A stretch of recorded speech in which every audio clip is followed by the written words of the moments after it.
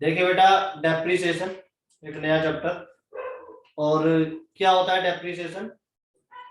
कोई भी fix assets accept land, यानी लैंड को छोड़कर कोई भी फिक्स असेट जो आप यूज करते हो, जो डिस्पोज हो सकते हैं, एक पर्टिकुलर टाइम के बाद खत्म हो सकती है, उसको यूज करने की वजह से जो वैल्यू कम होती है वो वैल्यू डेप्रिसिएशन होती है। ठीक है, यानी जितनी आप फिक्स असेट यूज करते जाओगे उसकी उतनी ही वैल्यू कम होती जाएगी, उस वैल्यू को डेप्रिसिएशन बोला जाता है। बहुत सारे मेथड्स है इसके, और दो कॉमन मेथड हम पढ़ते हैं 11th के अंदर भी, बीकॉम फर्स्ट ईयर के अंदर भी, चाहे आपका प्रोग्राम वाला कोर्स हो चाहे आपका बीकॉम ऑनर्स वाला कोर्स हो। तो जो हम दो मेथड पढ़ते हैं उनके नाम है बेटा एसएलएम और डब्ल्यूडीवी। एसएलएम का मतलब स्ट्रेट लाइन मेथड,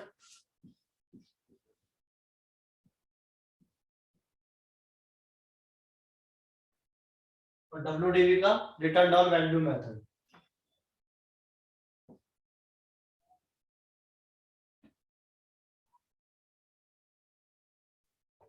अब दोनों में क्या फर्क है वो भी मैं आपको समझाने की कोशिश करता हूँ। पहले इसके और अल्टरनेटिव नेम है उनकी भी बात कर लेते हैं। एसएलएम का जो एक अल्टरनेटिव नेम है वो है ओरिजिनल कॉस्ट,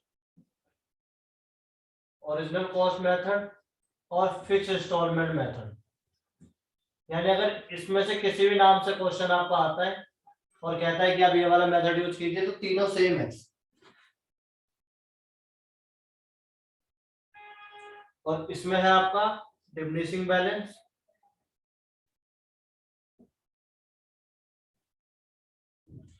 और रिड्यूसिंग बैलेंस मेथड।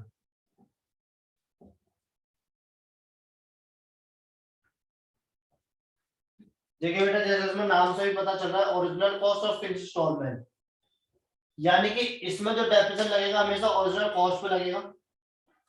एक एग्जांपल के अकॉर्डिंग मैं आपको समझाने की कोशिश करता हूँ। लाइक आपने 1 अप्रैल 2015 में एक मशीन खरीदी, यहाँ हम एसएलएम से चल रहे हैं, यहाँ हम डब्ल्यूडीपी से चल रहे हैं। एग्जांपल है आपका 2 लाख रुपए की मशीन खरीदी बेटा, या कोई भी फिक्स एसेट खरीदी लैंड को छोड़कर 2 लाख रुपए, और हम 10% के हिसाब से डेप्रिसिएशन लगा रहे हैं। इसका मतलब आप 10% हर साल यूज कर लेते हो, ऐसा आप सोच के चल रहे हो। तो जो इसमें फर्स्ट ईयर का डेप्रिसिएशन लगेगा वो इसमें लगेगा 20,000, और इसमें भी लगेगा 20,000, यानी जो कॉस्ट है 2 लाख रुपए, उस कॉस्ट का 10% है, 10% है।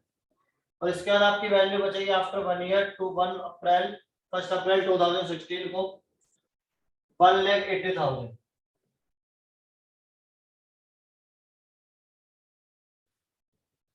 तो फर्स्ट ईयर का डैप लगता है ना जब आप कोई सर फिक्स आपकी असेट वॉइस खरीदते बहुत हो। ज्यादा ब्रेक हो रही है, बिल्कुल भी सुनाई नहीं। ठीक है बेटा, सुनिए। जो आप फर्स्ट ईयर का डैप लगाते हो वो तो आपका दोनों मेथड से सेम लगता है, ठीक है। Yes sir. बट जब आप सेकंड ईयर का डैप लगाओगे तब क्या होगा, ये देखिए। सेकंड ईयर के डैप में क्या होगा बेटा, जब आप एसएलएम से लगाओगे तो जो आपकी ओरिजिनल कॉस्ट है, यानी जिस कॉस्ट पे आपने खरीदा है उस कॉस्ट पे लगेगा, यानी 2 लाख रुपए पे 10% लगेगा, जो कि 20,000, 20,000 रुपये आएगा। लेकिन अगर आप डब्ल्यूडीपी से लगाते हो तो जो वैल्यू आपकी बची है इस वैल्यू का 10% लगेगा, यानी 18,000 आएगा। तो 1 अप्रैल 2007 को जो वैल्यू बचेगी वो बचेगी 1,60,000, और इसकी बचेगी 1,62,000। फिर नेक्स्ट ईयर फिर टैप लगाओगे ऐसे ही, तो जब इस पे टैप लगाओगे तो फिर 20,000 लगेगा। फिर नाम से पता चल रहा है, देखिए स्ट्रेट लाइन यानी सेम लाइन चलेगी, ओरिजिनल कॉस्ट हमेशा जिस कीमत पे आप खरीद रहे हो उस कीमत पे लग रहा है, और फिर इंस्टॉलमेंट का मतलब हमेशा फिक्स है। देखिए इंस्टॉलमेंट इसके एनुअली फिक्स है, तो ये नाम को भी डिफाइन करता है। यह है आपकी 1 अप्रैल 2018 की वैल्यू। अब यहाँ पर अगर देखोगे तो आपका लगेगा 16,200,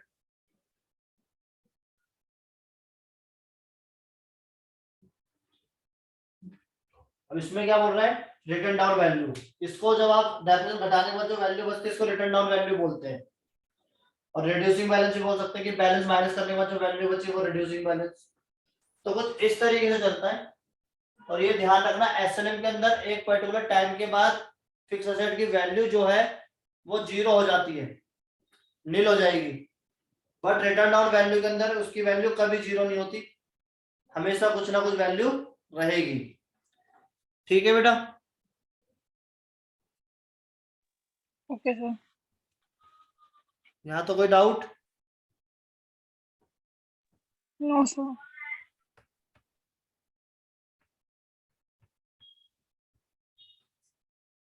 देखिए बेटा, इसके आगे हमें क्या करना है, इसके अंदर एक तो आपको सिंपल क्वेश्चन करने हैं जो आपने 11th के अंदर भी करे थे।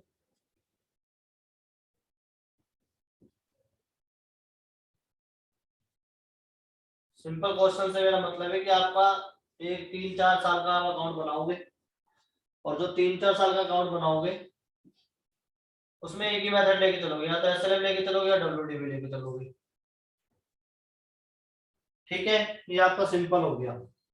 इसके आगे जो आपका फर्स्ट ईयर के अंदर आएगा वो क्या है कि आपको 4 साल का बनाना है। मान लीजिए आपका फर्स्ट ईयर हो गया, सेकंड हो गया, थर्ड हो गया, फोर्थ हो गया, और जो ये थर्ड ईयर है यहाँ तक आपने एक मेथड यूज करा, कोई भी एक मेथड ले लीजिए। मान लीजिए आपने पहले एसएलएम यूज करा, और थर्ड ईयर के बाद आपको लग रहा है कि जो आपने एसएलएम यूज करा वो ठीक है, बट अब आपको आगे डब्ल्यूडीबी यूज करना है। 3 साल बाद आपको फील हुआ कि एसएलएम ठीक नहीं है, जो लग गया वो लग गया, आगे अब मैं डब्ल्यूडीबी यूज करना चाहता हूँ। तो इस वाले मेथड को बोलते हैं प्रोस्पेक्टिव।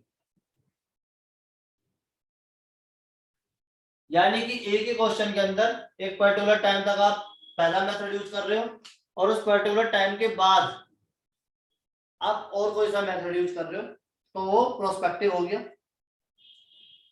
और इसकी परमिशन आपको अकाउंटिंग स्टैंडर्ड 6 के अंदर मिल जाती है, जिसमें डेप्रिसिएशन के बारे में बताया गया है।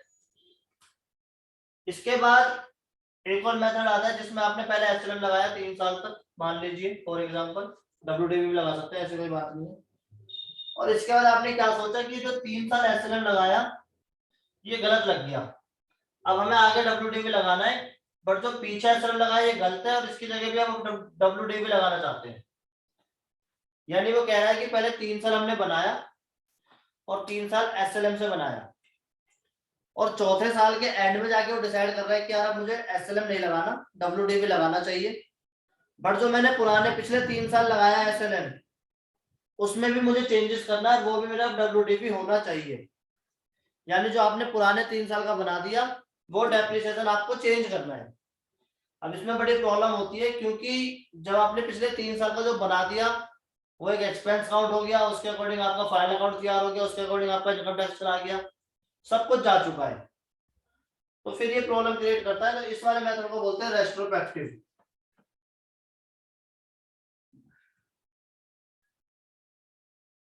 आपने 12th के अंदर पार्टनरशिप के अंदर भी वर्ड पढ़ा होगा, रेट्रोस्पेक्टिव, यानी जो पीछे वाले ईयर्स में भी इफेक्ट डाले उसको बोलते हैं रेट्रोस्पेक्टिव। और मोस्टली चांसेस होते हैं पेपर में ये वाला क्वेश्चन आने के, स्पेशली डीयू के अंदर। तो ये सारा ही करना है हमें, कि आपको फर्स्ट ईयर में जो करना है सिंपल। उसके बाद आपका प्रोस्पेक्टिव, रेट्रोस्पेक्टिव, और एक टॉपिक और है जो आपने 11th में भी पढ़ा होगा, provision for depreciation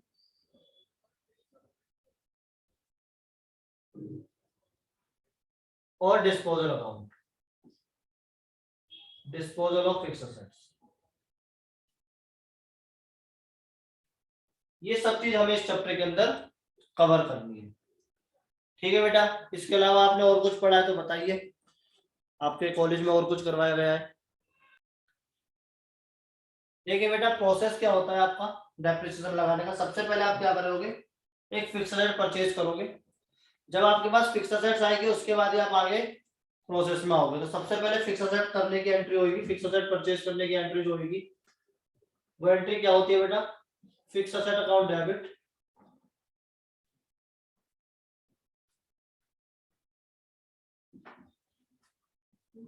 to bank, या कैश में लिख सकते हो, बट ट्राई कीजिए कि अगर आपकी मोर देन 20,000 पेमेंट है तो आप बैंक से करिए। ठीक है बेटा, B fix asset purchase.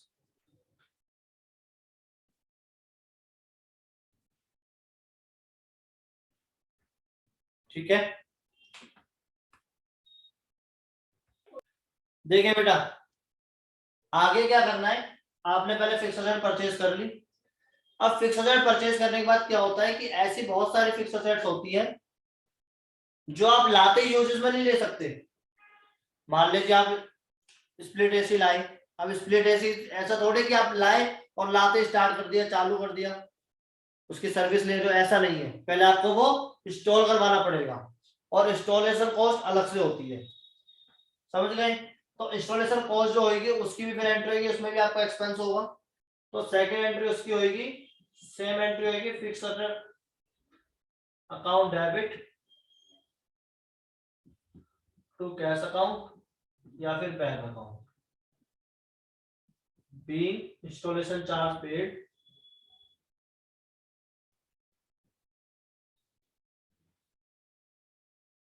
On fix asset.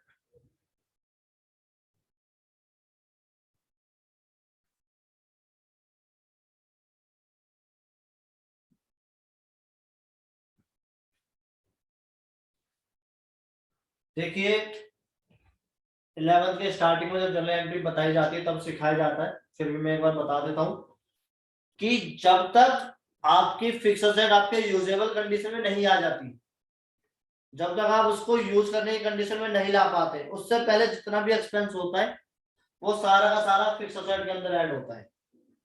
ठीक है बेटा, मैं एग्जांपल ले रहा था जैसे स्प्लिट एसी का। स्प्लिट एसी के केस में क्या हो सकता है, जैसे आप एसी लाए, मान लीजिए फॉर एग्जांपल 50,000 का एसी आया और 50,000 का एसी लाने के बाद आप जब उसे इंस्टॉल करवा रहे हो तो कॉपर वायर लगती है।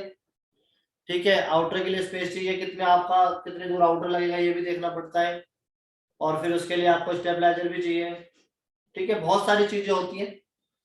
अब जब वो सारी चीजें आप करवा लोगे, लगवा लोगे, उसके बाद आप उसे यूज कर सकते हो। तो वो जितना भी खर्चा उसमें होगा, जितना भी एक्सपेंस उसके अंदर होगा, वो सारा का सारा एसी की कॉस्ट के अंदर ही ऐड होगा। फॉर एग्जाम्पल 50,000 का एसी आया, उसको जो आप लाने में एक्सपेंस हुआ, कैरिज का एक्सपेंस हुआ, किराया भी लगा लाने में, आप कंधे पे तो उठा के लाए नहीं होगे, तो मान लीजिए 4,000 रुपये आपका एक्सपेंस हुआ किराए का, दूर से लाए थे तो ब्रांडेड, और उसके बाद आपका 6-7 हजार रुपये आपका इंस्टॉलेशन चार्ज हो गया, तो 61,000 का पड़ा। तो डेप्रिसिएशन जब आप लगाओगे तो जब उसकी कॉस्ट लिखोगे तो 61,000 लिखोगे और फिर उस वैल्यू पे डेप्रिसिएशन लगाओगे। क्लियर हो गया पॉइंट? यानी जब तक आपकी यूजेबल कंडीशन में नहीं आती फिक्स असेट, तो उससे पहले जो भी एक्सपेंस होगा वो सारा का सारा फिक्स असेट में ऐड होगा। क्लियर? इसके बाद क्या होगा, आपने अब फिक्स असेट ले ली, इंस्टॉल करवा लिया, आपने यूज करना स्टार्ट करा। अब जब आप यूज करोगे तो उसकी वैल्यू कम होगी। अब उसकी वैल्यू कम होगी तो एंट्री होगी डेप्रिसिएशन अकाउंट डेबिट तो फिक्स असेट अकाउंट। खर्चा आपका बढ़ गया और फिक्स असेट्स की वैल्यू कम हो गई, being depreciation charge on fix assets.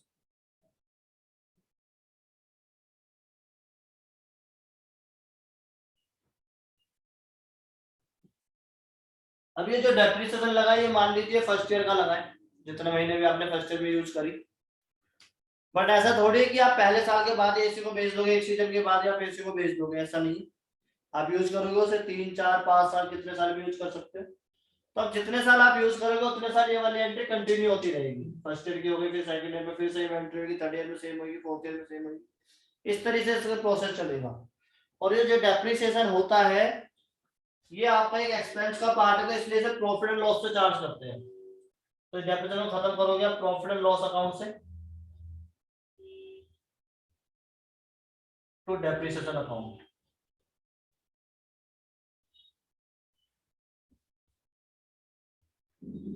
being depreciation charge on profit, charge again profit. अब देखिए जो आप ये फिक्स एसेट लाए, हो सकता है कि आप इसे जब तक डिस्पोज हो रही जब तक यूज करें, जब तक आपके पास से वो डिस्पोज नहीं हो जाती, मतलब खत्म नहीं हो जाती, बिल्कुल एक तरीके से बिल्कुल खराब नहीं हो जाती, तब तक भी यूज कर सकते हैं। और ऐसा भी हो सकता है कि आप एक पर्टिकुलर टाइम के बाद उसको सेल कर दें। मान लीजिए आपने एसी सोच के लिया था 5 साल चलाऊंगा, और 3 साल बाद आपको अनकंफर्ट फील हो रहा है उसके अंदर, आपको लग रहा है कि यार नहीं, अब तो लेटेस्ट टेक्नोलॉजी आ गई है और मैं इसको बेचना चाहता हूँ, तो आप उसे बेचना चाहते हैं। अब मान लीजिए 3 साल बाद आपकी 61,000 वैल्यू होती है, आपकी नजर में उसकी वैल्यू रह गई 30,000। तो ऐसा है कि 30,000 में बिकेगा मार्केट में? ऐसा है नो कशिश? सर, जो डेप्रिसिएट करके आएगा हाँ, तो वो ऐसा है। उसमें बिकेगा।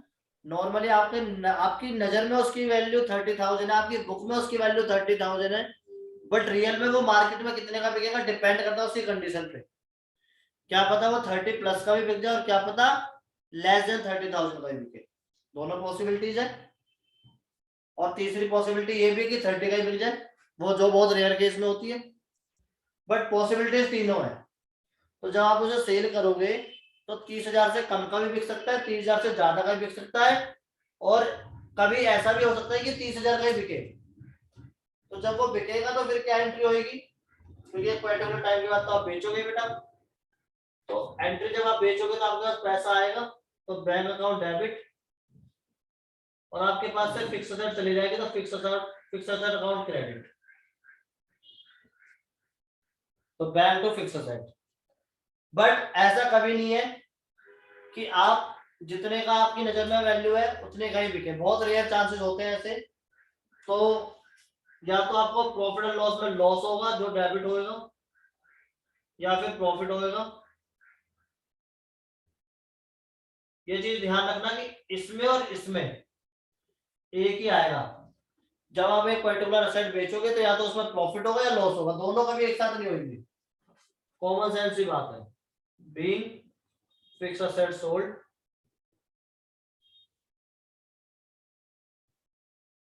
अब इसके आगे आप ले सकते हैं एट लॉस या on loss, at profit, profit पे। तो ठीक है। तो देखिए पूरे डेप्रिसिएशन के अंदर फिलहाल जो बेसिक क्वेश्चंस हम करेंगे, उसके अंदर सारा का सारा जो चैप्टर है वो सिर्फ 5 एंट्रीज के ऊपर है। अगर आपको 5 एंट्री आती है, इनकी पोस्टिंग आती है, तो हम बहुत इजीली इस चैप्टर को कर सकते हैं बेटा। ठीक है, प्लीज नोट डाउन कर लीजिए इन 5 एंट्री को, यस फिर सर। आगे बात करते हैं। ठीक है बेटा, हमें अकाउंट बनाना पड़ेगा फिक्स असेट्स वाला, फिक्स असेट्स अकाउंट। और जो हमने अभी जर्नल करी है 5 एंट्री, उसी की पोस्टिंग होगी।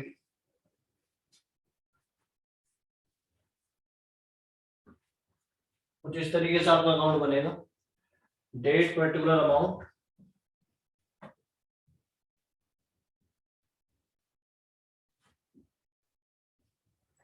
Date particular amount.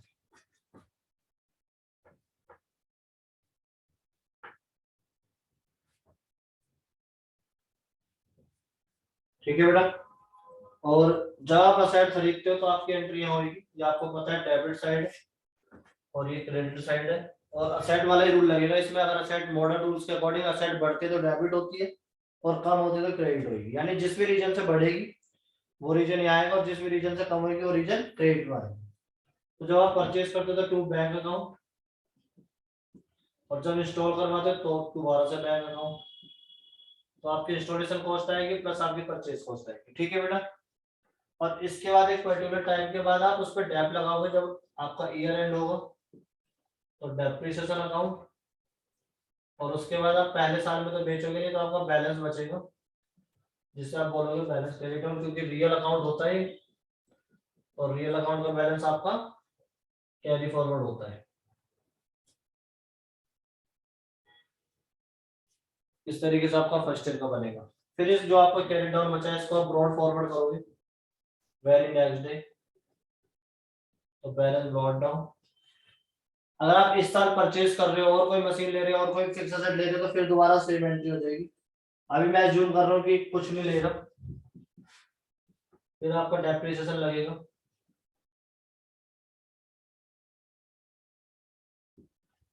और फिर बैलेंस बचेगा।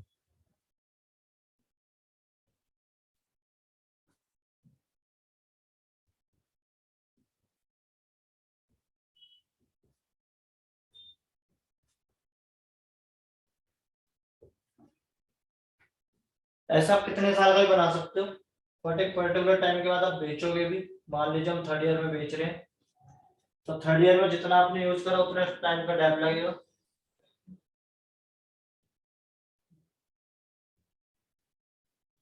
और फिर जब बेचोगे तो सेल की एंट्री होगी बैंक अकाउंट, और या तो आपको प्रॉफिट होगा या फिर लॉस होगा।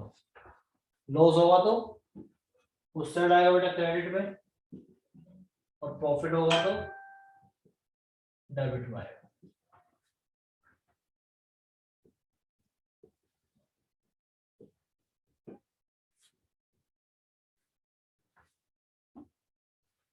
कुछ इस तरीके से आपका ये अकाउंट बनेगा। क्लियर हुई बात? Yes sir. अब प्लीज इसे भी कॉपी कर लीजिए। और देखिए बेटा, कभी कभी ऐसा होता है कि आपको रेट ऑफ डेप्रिसिएशन नहीं दे रखा होता और रेट ऑफ डेप्रिसिएशन निकालना पड़ता है।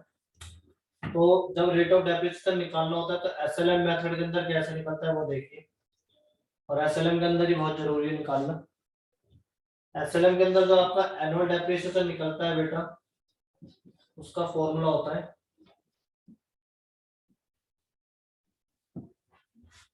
Cost minus estimated scrap value divide में estimated life of fix assets, और ये ईयर्स में लिखने इन ईयर्स। देखिए कॉस्ट मैंने आपको अभी बताई थी बात जब हमने स्टार्ट किया था कि कोई भी फिक्स असेट जब तक आपकी यूजेबल कंडीशन में नहीं आती, उससे पहले उस पर जितना भी खर्चा होगा वो सारा का सारा उसकी कॉस्ट के अंदर ऐड होगा। चाहे वो इरेक्शन चार्ज हो, चाहे वो इंस्टॉलेशन चार्ज हो, चाहे वो कैरिज हो। ठीक है बेटा।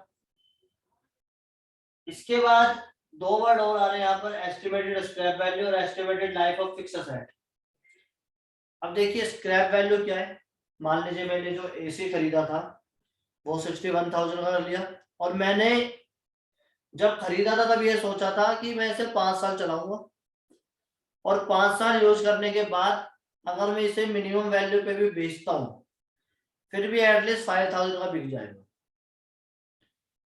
यानी मैंने एस्टिमेट लगाया फर्स्ट डे ऑफ द, जब मैंने परचेज करी मशीन उसके फर्स्ट डे मैंने ये सोचा कि इसको मैं 5 साल यूज करूंगा और 5 साल के बाद एटलीस्ट इतनी वैल्यू में बेच दूंगा। तो मैंने जो सोचा है एस्टिमेट स्क्रैप वैल्यू वही है कि मिनिमम इतनी वैल्यू में बेच दूंगा, सेल कर दूंगा आफ्टर 5 इयर्स, आफ्टर 6 इयर्स।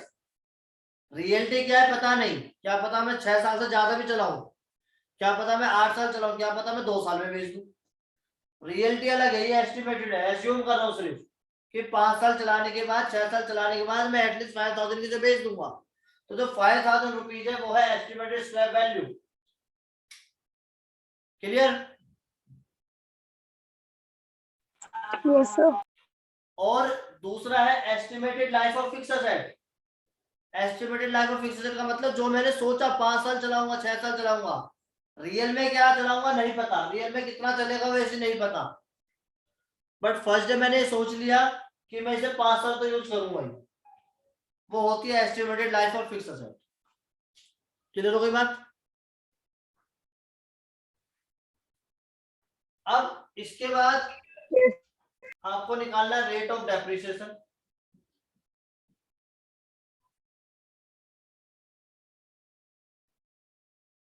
तो जो रेट ऑफ डेप्रिसिएशन निकलेगा बेटा वो निकलेगा आपका एनुअल डेप्रिसिएशन